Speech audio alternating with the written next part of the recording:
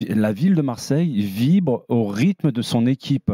Partout où tu vas à Marseille, on te parle de l'Olympique de Marseille. C'est pas le cas à Paris, je suis désolé. Mais là, vous me parlez que de contexte, hein, pas d'ambition, de sport, l'ambition de cette année. Mais tu es obligé, quand tu es propriétaire de ce club-là, quand tu es joueur, quand tu es salarié, tu es obligé de vibrer pour l'Olympique de Marseille. Tu es obligé d'avoir des ambitions parce que ça ne peut pas aller autrement quand tu es à Marseille. Ce n'est pas possible. Le problème, c'est qu'après, tu as des limites. C'est ce qu'on dit, c'est que tu peux être ambitieux, mais si tu ramènes, comme l'année dernière, par exemple, où il y a 2 ans, des joueurs qui n'ont pas du tout le niveau pour jouer dans un Olympique de Marseille ambitieux, limite à jouer les 3 premières places, eh ben, tu le reprends dans le nez. Et que les critiques, là, elles sont encore pires, tu vois. Et qu'aujourd'hui, on a l'impression, et c'est pour ça que je dis, je ne sais pas ce qu'en pensent Manu et Pascal, je vais les laisser parler parce que j'ai beaucoup parlé, mais je pense que les joueurs qu'ils ont pris aujourd'hui à Marseille sont des joueurs de très bon niveau.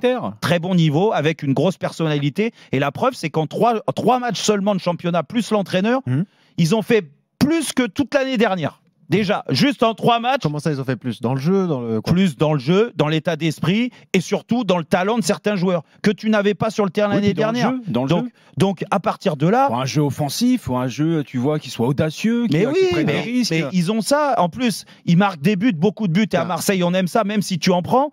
Et l'ambition, elle vient forcément se mettre au-dessus du vestiaire aujourd'hui. Quand tu vois ces performances-là, comment tu veux que les joueurs, tu penses que les joueurs à Marseille, ils viennent à l'entraînement aujourd'hui à la commanderie et ils vont te dire, parce que ils vont te dire, la patrouille qui te rattrape, ils vont te dire, supporters, ils viennent te voir. Mais oui, il faut faire mieux que l'année dernière. Mais arrêtez. C'est quoi vraiment ta question? Vous avez de l'ambition cette année? Un message d'un certain Christophe Dugarry qui nous a dit arrêtez de vous planquer. Est-ce que vous pouvez répondre à la question? Justement, la question c'est quoi? Est-ce que Marseille doit avoir de l'ambition cette année? C'est obligatoire à Marseille. C'est quoi l'ambition? Oui, c'est obligatoire. C'est quoi cette année, Manu? Alors, qu'est-ce qu'on vise à Marseille? Ils jouent pas la Coupe d'Europe, on est d'accord. Oui. Ils ont fait un super recrutement. Qu'est-ce qu'on vise alors cette saison? L'ambition, c'est de gagner un titre. J'ai vu Longoria qui a fait une conférence de presse en disant qu'ils avaient un plan sur 3 ans. Donc c'est un plan sur assez. Non, mais ça c'est pour la presse. Non, peut-être c'est pour la presse. Mais quand je vois. Qu'est-ce qu'on vise alors? Mais qu'est-ce qu'on vise? Retourner déjà en Champions League. Le Marseille doit jouer la Champions League tous les ans pour moi. Un club comme Marseille, avec sa dimension nationale et voire internationale, il se doit de jouer la Champions League chaque année. Quand je vois tous ces prétendants justement au podium, ils sont tous cette année, avec les nouveaux formats de la Champions League et de l'Europa League, ils auront beaucoup plus de matchs à jouer avec des effectifs qui des fois ne pourront pas répondre présent. Marseille a renforcé son effectif avec des joueurs de qualité mais aussi de caractère à des postes qui sont importants, avec des joueurs revanchards comme à commencer par Greenwood, avec un entraîneur qui a une vision vraiment du beau jeu audacieux qui colle parfaitement en plus avec l'image de l'Olympique de Marseille. Tu crois que De Zerbi, Manu, comme les joueurs, et c'est pour ça que je suis pas d'accord avec toi sur que le discours de Longoria soit une place sur le podium ou dans les 4 premiers pour faire la Ligue des Champions. Ok, le président, mais tu penses que cette année Marseille est capable de jouer le titre face à Paris et ses prétendants? Mais moi je pense qu'ils ont un bon effectif, ils ont un bon entraîneur, tu me l'as dit, qui colle. Et ben moi je pense que à l'intérieur du vestiaire, De Zerbi, tu lui dis, est-ce que tu signes aujourd'hui pour finir 3e ou jouer le titre dans les dernières journées avec moi je pense qu'il y a une possibilité cette année. Alors, je ne sais pas si je les verrai champions, mais je pense qu'ils peuvent titiller le Paris Saint-Germain. Oui, c'est pour ça, les gars. Pourquoi vous mettez autant de temps à le dire? Mais quand même, temps à le dire. Mais sois plus précis dans ta question aussi. Pascal, vas-y, toi qui s'enflamme pas trop sur Marseille, donc vas-y, qu'est-ce que tu vas nous dire? Mais c'est simple, on va être avec cette équipe, cet entraîneur. On va être champion. Qu'est-ce que vous emmerdez à parler Pascal, retire cette phrase parce que la dernière fois que tu m'as dit ça, c'est il y a 2 ans, vous avez fini 8e. Donc, oui, mais on le disait même il y a des années, on le disait. Mais bon, on a tout gagné. Jérôme Roten, qu'est-ce que tu connais dans le football? Tu n'as rien gagné. Avec Marseille, c'est féerique. Et là, ils ont fait un recrutement de caractère. Même le gardien, il est parti. Ils en ont pris un autre. Ils ont pris un petit peu du renfort. Tu l'as défendu, hein, Paul Lopez. Mais je défendrai toujours les gardiens. C'est pour ça que mais quand il est nul, tu as le droit de le dire. Hein. Mais je l'ai toujours dit. S'il était nul, quand il y a eu ce truc-là de qualification, de faire entrer un autre gardien pour des pénaltys, ça, c'était chez Toto. Bon, enfin bref. Mais là, cette année, 3 matchs, et puis il n'y a rien de plus beau que pour les supporters et les joueurs. Quand tu te lèves le matin, que tu as le sourire, que tu entends parler que de football et qu'il y a le soleil et que tu gagnes tes 3 premiers matchs, à l'entraînement, tu te fais plaisir. Et quand tu vois certaines certaines images de l'entraînement qu'un coach. Non, puis aujourd'hui, Pascal, il y a eu un nul. Il y a eu un nul. Et Pascal, tu sais, pour parler de l'ambition des joueurs, parce que c'est naturel quand tu es à Marseille, et même l'année dernière, et même il y a 2 ans, de toute façon, ils avaient l'ambition de concurrencer le PSG, sauf qu'ils n'en avaient pas les moyens. Mais aujourd'hui, si tu veux, dans les actes, et j'avais des doutes, on avait tous des doutes sur le fait que McCourt continue à mettre de l'argent ou pas. Il a mis l'argent. Il a recruté quand même beaucoup de joueurs. Ça est même surprenant quand tu sais que tu n'étais pas qualifié pour la Ligue des Champions, pour une Coupe d'Europe, et que tu vis une année catastrophe l'année dernière avec 3 changements d'entraîneur. Cette année, c'est le début d'un nouveau cycle avec un entraîneur qui a ses idées, avec son staff bien élargi aussi. Oui. Donc rien que ça montre que le propriétaire du club, il est ambitieux. Ça veut dire quoi? Mais tu crois que McCourt, aujourd'hui, il a le même discours en interne. Bien sûr, à la presse, il ne le dira pas. Mais McCourt, il n'a pas le même discours que Longoria en disant on a un cycle de 3 ans, puis on verra dans 3 ans. Mais McCourt avec, le PSG avec l'investissement qu'il a fait, là, il se dit avec un grand entraîneur, avec des grands joueurs, parce que je trouve qu'il y a au moins 2 grands joueurs aujourd'hui à Marseille. Peut-être qu'il y en aura d'autres qui vont se greffer. Plus un mec qui connaît et qui respire le foot en tant que dirigeant, c'est Mehdi Benatia. Et il l'a montré dans son recrutement aussi. C'est qui les grands joueurs à Marseille? Les grands joueurs aujourd'hui, on l'a fait hier. Vous allez voir. On l'a fait à Augsberg. Et c'était une future star Manchester. Mais bien sûr, Manu, problème, hein. Non, mais je vous pose juste la question. Manu, tu es mieux placé que moi pour en parler. De toute façon, tu l'as vu plus que moi en première ligue. Et en effet, il a eu des problèmes, des graves problèmes qui étaient, et ça, c'est pas à moi de juger, mais c'était honteux de toute façon. Dans tous les cas, c'est qu'il s'est refait une petite santé. Et aujourd'hui, il a un niveau de jeu qui va permettre à Marseille de rester tout là-haut. Ça, c'est sûr. Avec des joueurs comme ça. Dans cette question, on se focalise sur Marseille, mais il faut se focaliser aussi sur les prétendants. Le Paris Saint-Germain aujourd'hui, évidemment, est moins fort. est toujours l'équipe à battre. Mais je trouve qu'il peut-être mieux sur le plan collectif, mais moins fort sur le plan individuel. Et surtout, avec, comme je te dis, avec le format de la Champions League, il risque d'avoir beaucoup plus de matchs.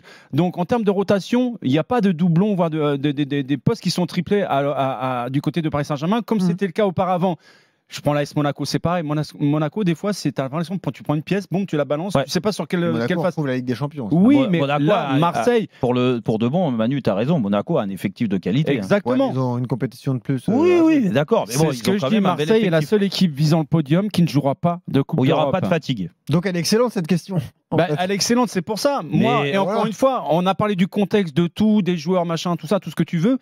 Moi, si je suis joueur à Marseille à l'heure actuelle, je me dis cette année, il y a un coup à jouer. Il y a un coup à jouer. Et puis moi, je te dis, il ne se pose pas la question, les gars. Mais il ne se la pose pas. Les joueurs aujourd'hui. De quoi il ne se pose pas la question?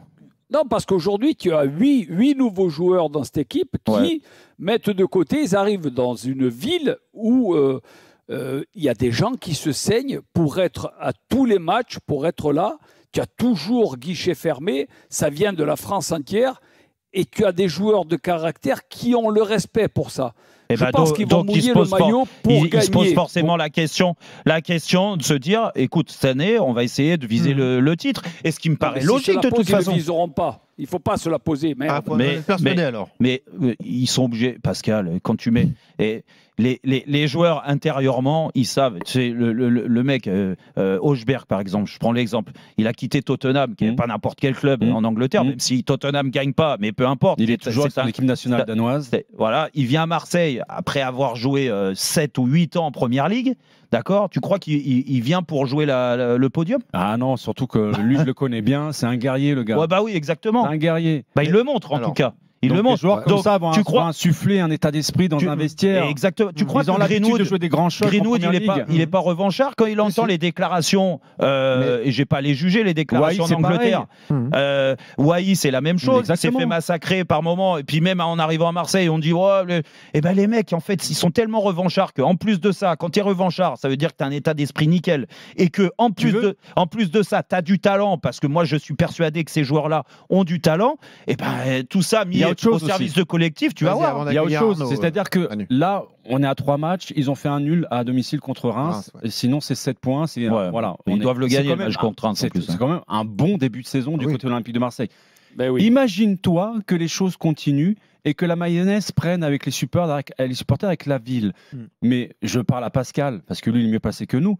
Mais dans une ville aussi explosive, effervescente que Marseille, ça peut être une extra motivation, ça peut être justement quelque chose que beaucoup de clubs n'ont pas à l'heure actuelle. Même le Paris Saint-Germain, je suis désolé. Et quelque chose, Manu, et là tu as raison d'aller là-dessus, parce que quelque chose que Paris... sur les autres années, pouvait largement maîtriser le stade Vélodrome. Tu vois, c'est pas le stade Vélodrome quand tu vois le CV de certains joueurs au PSG sur les dernières années, ça leur fait pas peur. La preuve, c'est que les résultats à Paris, quand ils viennent au Vélodrome ou qu'ils reçoivent l'Olympique de Marseille, ils gagnent en général. Par contre, cette année, en effet, dans le contexte que vient de dire Manu, si tout le monde ensemble, le collectif plus le public plus le truc, ils y croient, je peux te dire que la jeunesse parisienne, parce qu'il y a des jeunes à Paris, des jeunes très talentueux, mais la jeunesse, c'est le défaut de la jeunesse.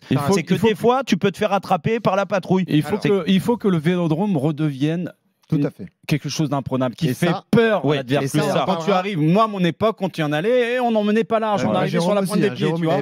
Les deux confrontations championnat pour moi seront importantes. Oui, mais sauf que Manu, ça tu gagnes rien. Moi, mentalement, psychologiquement, c'est pour moi quelque chose de très très important. Oui, mais rappelle-toi le match de Coupe de France. Non, mais c'est vrai, c'est vrai. Oui, il n'y avait pas Mbappé, mais ils avaient battu le PSG. Après, il s'est tombé face à Annecy. Oui, d'accord, on est d'accord. Mais ce match-là, je l'ai regardé, j'ai vibré moi devant mon poste parce que j'ai retrouvé des ingrédients que j'ai connus à mon époque du côté de l'Olympique de Marseille. C'est ça que je veux voir du côté de Marseille. Non, mais du feu sur le terrain. Manu, tu as raison, mais sauf que c'est pas une fin en soi pour l'OM aujourd'hui de battre le Paris Saint-Germain. Ça serait un palier de passer en effet, parce que ça voudrait dire qu'en effet, il se rapproche. Je suis pas d'accord avec toi. Regarde ce qui se passe en Angleterre entre City et Arsenal. Arsenal, ça fait une éternité qu'ils n'ont pas gagné contre. Oui, mais c'est important pour que les joueurs se convainquent que quelque part, on peut aller les titiller si tu arrives à les battre. Oui, mais alors je sais pas, je connais pas le palmarès des dernières années d'Arsenal, mais je pense qu'ils ont une FA Cup. Une FA Cup, c'est depuis qu'Arteta est là, mais ils ont été deuxième ces dernières années derrière City. Moi, je suis comme Arnaud. Je pense qu'il faut gagner un titre à Marseille. Et le titre le plus plausible au départ, avant le coup, c'est pas impossible, c'est la Coupe de France. Et la Coupe de France. Ça dépend toujours du tirage. Mais arrête avec ton tirage. De toute façon, le tirage, il n'y a pas de tirage facile. La preuve, c'est qu'ils ont perdu contre Annecy à domicile. Et tout le monde disait ils ont un super tirage. Je ne sais pas si ça sera important dans la mesure où ça sera un titre. C'est toujours important pour les joueurs, pour le club, pour tout le monde. Mais encore une fois, le PSG ne sera pas concerné par ça. Moi, je veux vraiment que les choses. Tu crées quelque chose. Non, mais je veux que les choses soient quand tu les rencontres. Je veux vraiment qu'il y ait une progression, que du côté du Paris Saint-Germain, on se dise quand même. Manu, c'est plus la même équipe. Manu, le match, il n'est pas demain, il n'a pas eu lieu, mais quand même, on connaît assez le football pour se dire qu'aujourd'hui, entre l'équipe de Marseille, alors bien sûr qu'il ne faut pas qu'il y ait de suspendus, de blessés et tout ça, grave. Mais entre l'équipe de Marseille aujourd'hui et l'équipe de Paris, il y aura match. Au stade Vélodrome, au Parc des Princes, ça sera différent. En fait.